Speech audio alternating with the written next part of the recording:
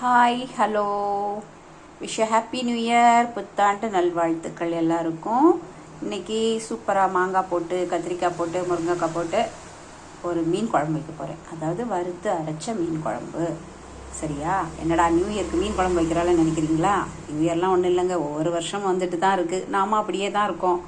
என்ன மாறுது சொல்லுங்கள்? அன்றைக்கி ஒரு நாள் என்ன ஹாப்பி நியூ இயர் ஒரு சந்தோஷம், அவ்வளோதான். வேறு ஒன்றுமே இல்லைங்க. மாங்காய் வச்சுருக்கேன், தக்காளி பழம், முருங்கைக்காய் இதுதான் கிடச்சிது எனக்கு.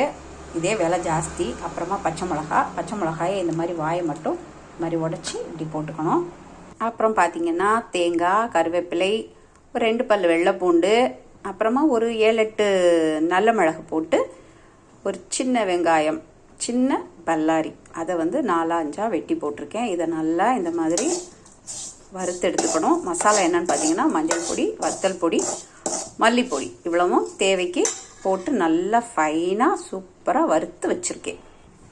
ஒரு சின்ன எலுமிச்சை அளவுக்கு புளி ஊற வச்சுருக்கேன். ஒரு தக்காளி பழத்தை மிக்சியில் இந்த மாதிரி அடித்து வச்சுருக்கேன். எதுக்காகனா இது குழம்புல ஊற்றும்போது ரொம்ப டேஸ்ட்டாக இருக்கும், அதுக்காக. பாருங்கள், கத்திரிக்காய், முருங்கைக்காய், பச்சை மிளகாய், தக்காளி பழம், அடித்து வச்ச தக்காளி பேஸ்ட்டும் இதோட சேர்த்தாச்சு. அரைச்ச மசாலா சேர்த்தாச்சு. புளியை கரைச்சி ஊற்றி நல்லா மசாலாவை மிக்ஸ் பண்ணி விட்டுக்கலாம். குழம்புல மசாலாலாம் போட்டு நல்லா மிக்ஸ் பண்ணி அடுப்பில் வச்சாச்சு. இனி உங்களுக்கு நான் ஒரு டிப்ஸ் சொல்கிறேன் பாருங்கள். இது என்னென்னு, இது வாழை இலை வீட்டில் வாங்கினதில் மீதி இலை தான். இன்றைக்கி நான் மீன் கழுவுனனால கையில் மீன் ஸ்மெல்லு ரொம்ப ஜாஸ்தியாக இருக்குது. சோப்பு போட்டாலோ என்ன போட்டாலுமே போக மாட்டேங்குது.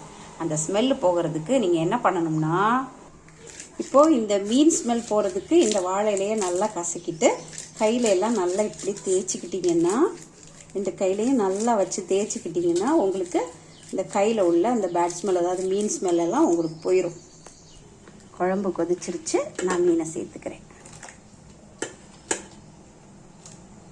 அதாவது மீன் சேர்த்தாச்சு.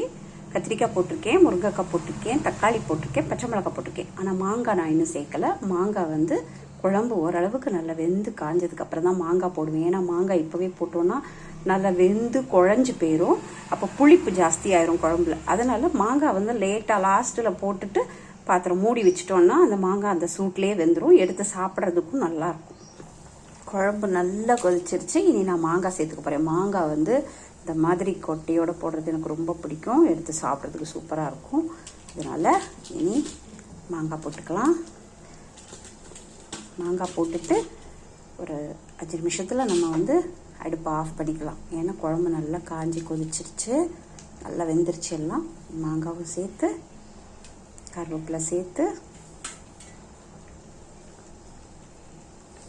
குழம்பை ஆஃப் பண்ணிக்கலாம். மீன் குழம்பு ரெடி ஆயிடுச்சு. வீடியோ பிடிச்சிருந்தா லைக் பண்ணுங்கள், ஷேர் பண்ணுங்கள், கமெண்ட் பண்ணுங்கள், மறக்காமல் சப்ஸ்கிரைப் பண்ணுங்கள். பாய்.